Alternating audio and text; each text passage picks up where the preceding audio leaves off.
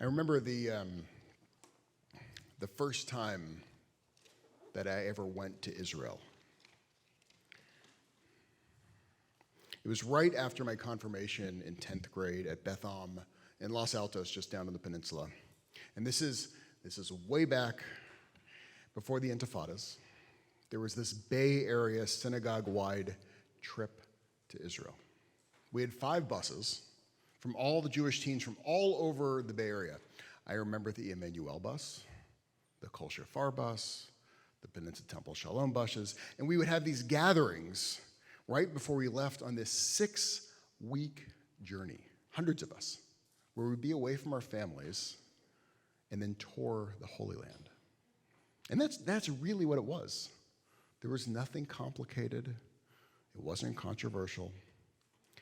And it was my first international flight. I remember I had my face pressed up against the window looking down as we raced over the earth. And it felt like we were flying towards the past, to this place which I'd heard about, I'd talked about, I dreamt about my entire life. And as we touched down in Ben Gurion Airport, and this was before Ben Gurion got fancy, it's quite fancy now, our plane had rolled to a stop. The stairway came up to the plane. We went down the stairs. And then without hesitation, now I know it wasn't all of us, but most of us, of these 16-year-olds, we dropped to the ground and we kissed the warm cement. We were home. We were in Israel. And now many decades later, I'm standing on the bima of one of the synagogues that I traveled with when I was a teen. And I'm leaving for Israel after Shabbat tomorrow night to lead our synagogue trip and stand next to 2 of our students as they become bar mitzvah in Jerusalem. Now, the thing is, I no longer feel the way that I did when I was 16. And let me be clear, I still love Israel. I love Israel deeper now than I did before, but it's different. Just like I'm different than I was with my one-dimensional view of Israel. I've grown and I've changed, and I've lived in Israel for 2 full years since that first time that I was there and I kissed that tarmac. My love for Israel has deepened and it's become more nuanced and complex.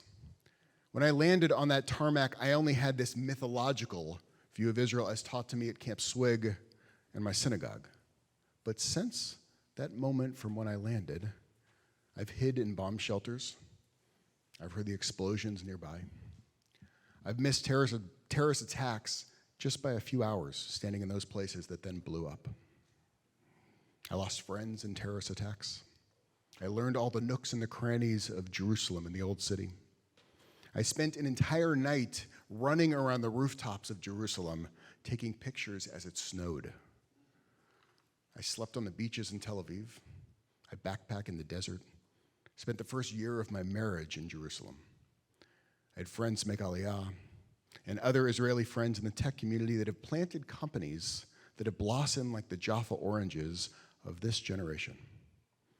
And all of those different lenses, my love maintains, just as in any real organic relationship, there are nuances and changes as we change. But more and more, when I speak this way, I feel like I'm from a different generation and from a different time. I was speaking with a member of our community just earlier this week at the Giants game and was told how he spoke to a teen in a major national Jewish leadership program with 20 highly selected. Everyone had to apply for it. And they were asked if having a connection to Israel is important for the identity of a Jew. Guess how many said that they agreed with this statement? And it's not a wild statement. It's not who feels love for Israel, who thinks it's their homeland. No, it simply was the question, is having a connection to Israel important for a Jewish identity? Out of the 20, guess how many said they felt that way? 1. 1 teen out of 20 said they felt this way. Now, many of us, we shake our heads. We're bereft. We hear this and we think, how could this be? It's Israel. 2,000 years we dreamed of having Israel. And it was not 1 in 20 who felt this way over that 2,000-year period. I want to say it's 100%, but it's hard to say when I'm in a synagogue that was built facing north and not east. But the rest of sanctuaries in the world were facing Jerusalem. Every Jew on the planet would face Jerusalem. The Jews in Africa, in China, in Kyiv, in London, in Vienna, in the Lower East Side, and in the Richmond and San Francisco. And as we would meditate and we would pray for the world we would dream of, we would face the place that represented that idea. That's what Israel was. During Passover, when we talk about being enslaved and then finding freedom, and then we make this audacious jump that freedom, it wasn't just for me, but it was freedom for all people in the world. And then you end every single Seder, every Passover experience, even in Jerusalem to this day, and you yell, next year in Jerusalem. Israel and Jerusalem were inextricably linked together with what Judaism was and what the world could be. We used it as the ideal to compare everything else in our world so that we could be dissatisfied. If there's homelessness in my city, I should know a very different reality compared to it. There might be homelessness here, but never in Jerusalem, not in the city of peace. I would never be satisfied with 99.9% of people being housed. Because in the direction that I pray, that place that one day we prayed we would have, that number is 100% housed. But in the last 50 years, we have moved away from viewing Israel as an ideal, and instead we've only spoken about it as a place. The result is us not being unified. Because the idea, we could all agree on that. In the latest poll that the Pew Research Center did, 45% of Americans now feel that Israel is a core part of their identity. Only 45%. Now, we all think we know the answer to this. Israel is complex. That one-dimensional narrative that some of us grew up with, it's not reflective of the reality that we live in.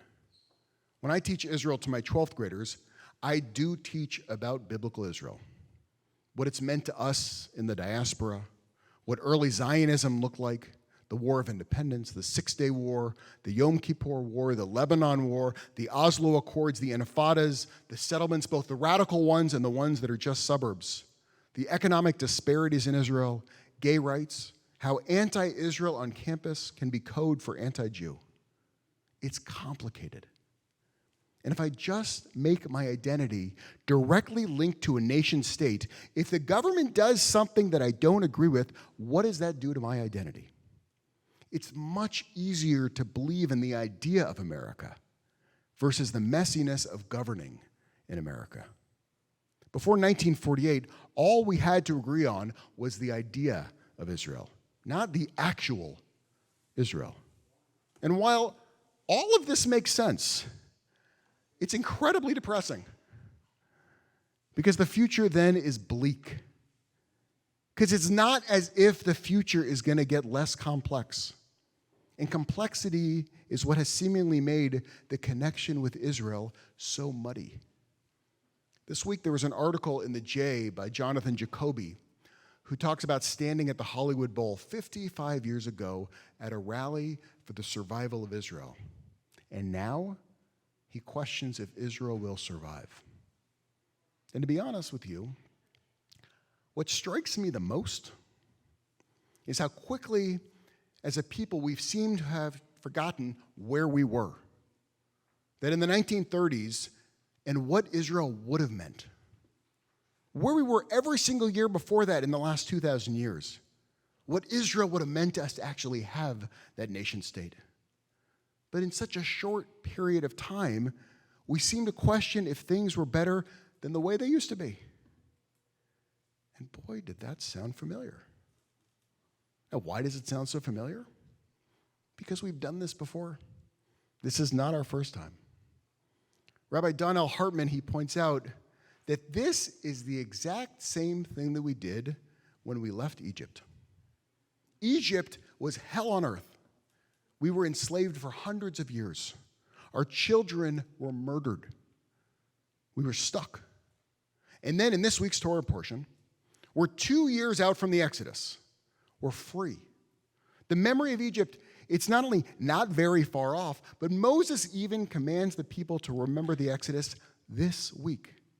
We're given the instructions on how to do the Passover Seder to create memory. And then, to make sure we get the point, in the exact same parsha, they could have cut it, they didn't, they kept it in there, same parsha. We then have the people of Israel complaining about the food that they're eating and how much better it was in Egypt. And it's mind-boggling. Can't they remember what things were like in Egypt? They had dreamt of freedom, but it turned out to be a little bit more complex than you would have imagined. But the fact is that when I talk to you about Egypt, we're all in agreement in this room about that freedom was much better than being in Egypt. So what happened? How is it that that generation in the desert is so conflicted? We look at them and we think, well, they're just immature.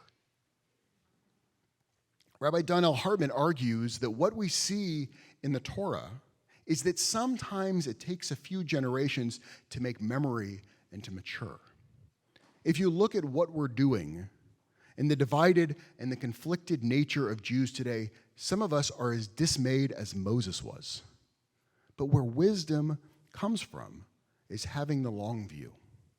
That it's been a very short time since we've actually been able to go back to Israel, and then in just 14 hours come right back to San Francisco. We may need a few generations from now that are more mature than we are, that have developed the appropriate memory of what Israel is and what it actually meant to be in the diaspora without an Israel. But that memory development, it doesn't just magically happen. It happens by telling the story and learning and relating, just as Moses implored us to do in the desert with a totally divided generation. He knew the journey to being a unified people, it would not happen overnight, but would happen slowly and methodically, turning the story of our past and our present over and over and over again to this day. And in that process of turning it over and over, as we changed, as the world changed, then the complexities of our own realities would mesh with the memory of where we had been and where we were. That's the job of each of us in this generation, and then in the next, and then in the one following that. Just as we re-roll the Torah every single year, so too shall we, to reflect on what it means to be a people who was developed when we were powerless, and now are a people who is powerful. Because this is new. It's different. And if we keep engaging, we will mend ourselves back to where a generation in front of us will lay their hands on that tarmac, and they will be unified in a way that today we can't even imagine. Because all we're doing today is laying the foundation. We're actually laying the runway for them to land, and then ultimately for them to take off. Shabbat Shalom.